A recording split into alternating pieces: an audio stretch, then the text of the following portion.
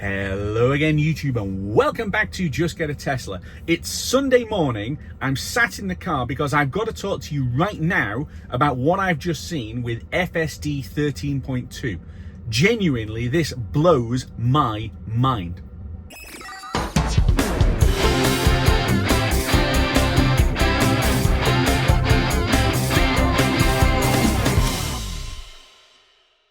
So, apologies for the scruff. It's Sunday morning and I had no intention of recording a video today or right now, but I've got to do basically a reaction video and to show you guys what I have just seen, because you probably haven't seen it. Outside of North America, everybody in the world follows the United Nations regulations that says when it comes to FSD automation. We have got full self-driving capability, which is nothing. It's Autopilot with a very small number of bells and whistles attached to it. It's junk compared to this mind-blowing thing that has just been given to US and Canadian Tesla drivers. And before I go any further, can I just say thank you.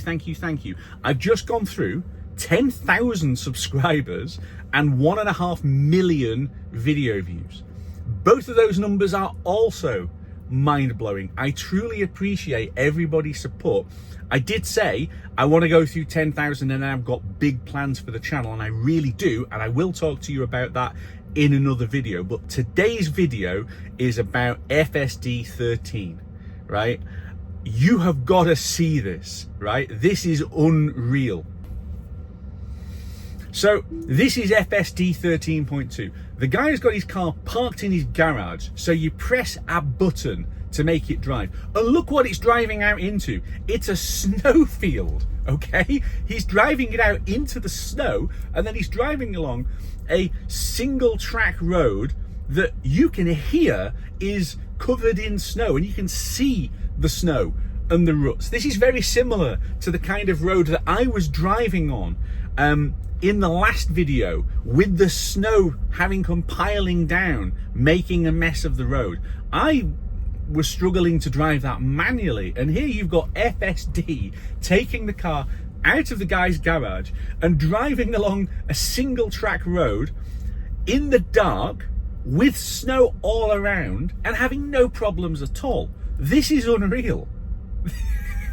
I mean, this is absolutely unreal. You've got all of these side obstacles, trees, driveways, piles of snow. The surface is not clear at all. There are no road markings.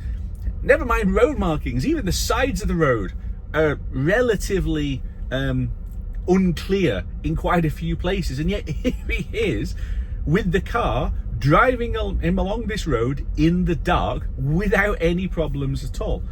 It's just stunning. I've said on various videos that I've done talking about Autopilot, well, full self-driving like they've got in America. I've seen loads of it driving along on highways and through towns and things, and that's impressive. But how would it cope with a rural road like we have in Scotland?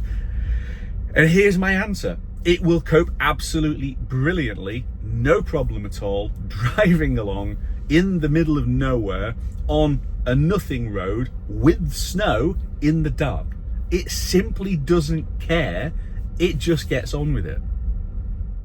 This guy's called Hallmar's Catalog, and he puts all kinds of interesting Tesla stuff on there. And in this case, he has got a lot of videos with him testing every version of FSD. And in this case, he has got FSD 13.2 that has just been installed over the last few hours, by the look of it, just been installed in his Model 3 Highland, and he's going off to test it. So it's starting off, okay, where he is parked at the side of the road behind another vehicle, okay, behind another vehicle. He needs to maneuver out of the parking space on the highway before he can drive the thing off, except that no, he doesn't need to do that. The car is going to do everything for him. It's got a bunch of new features, including the ability to reverse. I'm recording this literally watching it on my Tesla screen, by the way. Big display, which is great.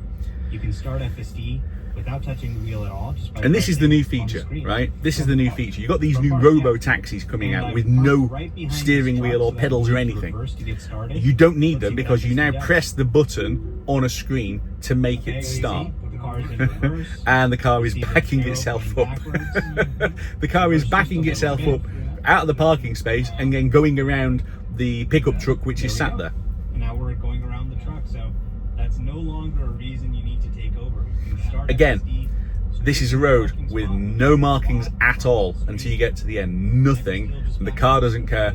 It's just going along. I did wonder how FSD would cope in environments like we often get in the UK, where road markings are pretty poor. And it's pretty clear it likes it a lot, and it just goes. Now, I'm not going to watch a lot of this where he's just driving along on highways, because frankly I think previous versions of FSD could do this pretty well. Reversing itself out of a parking space to start is slightly unreal. And he's talking about basically how the car is smoother, it is coping like you're much better and a much more realistic way of driving compared to how he would be doing versus the previous one, which I think was 12.5 something or other.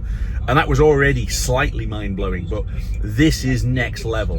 And again, this is, as I'm recording this has just dropped. So if you're watching this on Tuesday afternoon when I'm releasing this, then this is literally only a few days old, which is exciting. I don't do reaction videos, and yet here I am doing a reaction video, and I try not to do news, and yet here I am doing news. So he's come to what I think this is called a four-way stop. We don't have them in Europe. We have plenty of stops, but he's come to a four-way stop, and the car has gently come to a stop. Look at this junction here, right? It just spreads out. And I've seen Autopilot have an absolute hate fest panic in that kind of environment where it doesn't go, am I going this way or this way? Or the road splits from one lane into two and it doesn't know which one to go in. There, the road spreads out and it knows where it's going and it positions itself the way you would expect it to.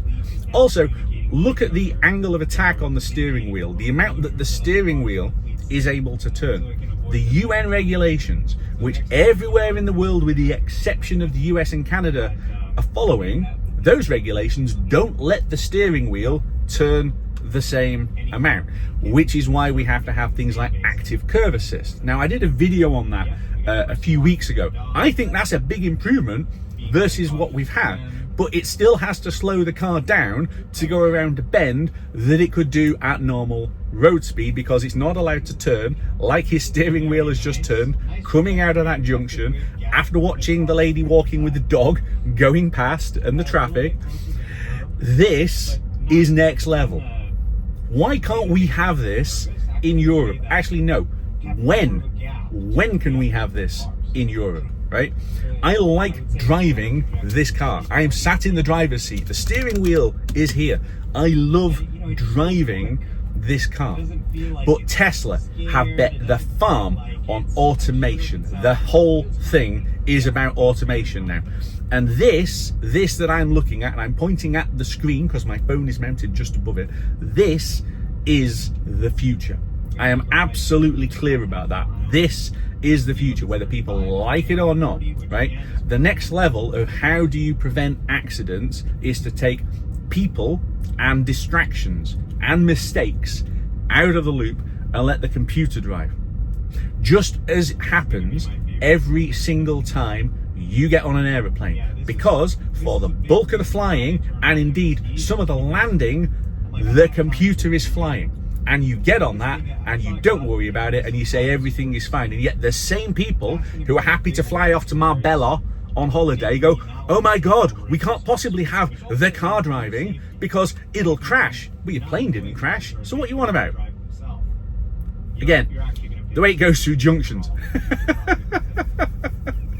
It's just unreal. And again, here we are. You've got parked cars off to the side, and it's visualizing. You can see all of them. It knows exactly where all of these things are. Coming up to traffic lights now. Okay, good. This is a kind of very European thing. A rural road, a suburban road with houses and parked vehicles and all the rest of it. it comes up now, traffic lights, knows exactly where it's going. Suddenly the map pulls back and you've got a full view of everything that's going on around it. So the way that the cameras are loaded in these cars, you've got 3 in the pod up on top of the windscreen that are pointing forward in different directions. You have got 2 wing cameras pointing backwards, you have got 2 pillar cameras pointing forwards, and then obviously you've got the one on the back. And all of these allow the car to come up with a map of what is happening and what vehicles and people and obstacles are there. Get in your car, get out of your car without touching the wheel. He's just said there, you could do the entire drive. Get in your car, go to a destination, and then get out of your car without touching the controls at all. You don't even have to touch anything now other than pushing a button on the screen and saying, please drive me. And this is why the Robo taxi thing, right? A lot of sneering went on with that. But this is why the Robo taxi thing is now within touching distance, and the whole idea about your car effectively being automated with you in it or with somebody else in it. You just push the button and the thing goes. In a shameless piece of self-marketing, this week's video is brought to you by both of my retail businesses. First of all, by st.la Stationery, which is the wonderful shop that I'm standing in here now. If you want really cool things like Harris Tweed notepads, come and check us out, stelastationery.co.uk, and use the word GET for a 10% discount. And also by Millibricks, which is my Lego-compatible toys business selling World War II cool sets like tanks and planes. And again, millibricks.co.uk, put the code GET in at the checkout and get 10% off. Back to this week's video. So again, he's sat now in a parking lot. This is the last clip I'm going to show you. He is sat in a car park, yeah, nose in, and he's pressed the button, please take me to somewhere else. And I know this kind of environment, right? This is exactly the kind of big, crazy busy car park with vehicles basically strewn everywhere that we get a lot in the UK. So the car has backed itself out of the space and it's now navigating its way around this environment, which is not regulated. It's not laid out sensibly. You've got vehicles strewn everywhere and it's got to navigate its way through the car park and avoid all of the different potential obstacles to be able to then get itself out again. A lot of people struggle to do that. In my video talking about efficiency, where I was driving south from Scotland, I stopped at the supercharger in Gretna, which is in a big shopping mall like this one, and I had to do an abrupt stop because somebody was failing to be able to navigate the car park properly. Humans are very bad at this, but full self-driving has just done the whole thing without any issues. And again, it's sat here now at basically what, a give way, or is it a stop? Either way, it's sat there waiting for traffic. You can see it going, and then it picks a spot and then off it goes, and it pulls itself into the correct lane to avoid turning traffic and other things as it goes. As an improvement, it's genuinely brilliant. Genuinely, I don't know how we're all going to cope when this actually comes. Let's just stop it now and talk about this. Here's the point.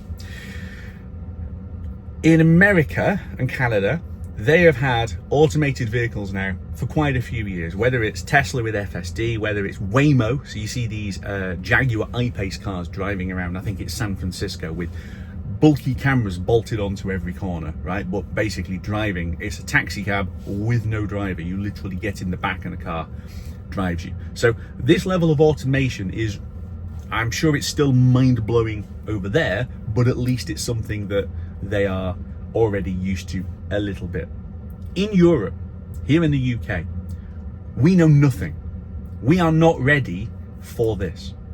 And I know there are going to be some people saying, but I like to drive. Okay, great. There's certainly going to be some people saying, I like to drive my 20-year-old diesel Passat that does 900 miles per gallon and I only have to stop every 12 hours because I don't have a bladder. Fine, whatever. But this is coming, right? The regulations that are preventing this from being allowed anywhere else are being changed. I think also this is part of the reason why those regulations have stuck around for a while. There is resistance, as I understand it, there is resistance from legacy European car manufacturers like Volkswagen, who basically utterly screwed up their entire strategy. Instead of saying, okay, EV transition is the unstoppable force and everybody is going at it, they have basically crossed their arms, said, and then are whining because the companies who have gone at it and the countries who have accepted it are now thrashing them. You can imagine where everybody else is. So of course, they're all resisting this kind of technology, FSD. Of course they are, because they are not going to be able to do that for a long time. And when you've then got it where basically these guys are going to be selling analog products in a digital world, you can't hold back the tide of progress, especially progress on a product and a service which is taking away labor from people who don't want to be faffing with it. The number of labor-saving devices that have been invented and then sold on the market and people buy them in very large numbers is obvious. And automation in vehicles is coming. Or if you're in America, hi guys, it's already here. I'm so jealous. I am so jealous that you've already got it and we're having to wait. So if this is the first time seeing some of this kind of stuff, please go out and check Hallmar's Catalog's feed, because he's doing this stuff every day, it would appear, genuinely. And some of the videos that I've been watching from his in the past have been slightly mind-blowing, but I had to show you these. So go and check him out. But also go and have a look at what these cars are capable of doing. Not these cars. If you already own a Tesla, your car, this is what your car is capable of doing if it was freed to be able to go and do it. So let me know in the comments, are you ready for the full self-driving revolution? Or are you afraid of it? Let me know in the comments. And I will see you back here very soon on Just Get a Tesla.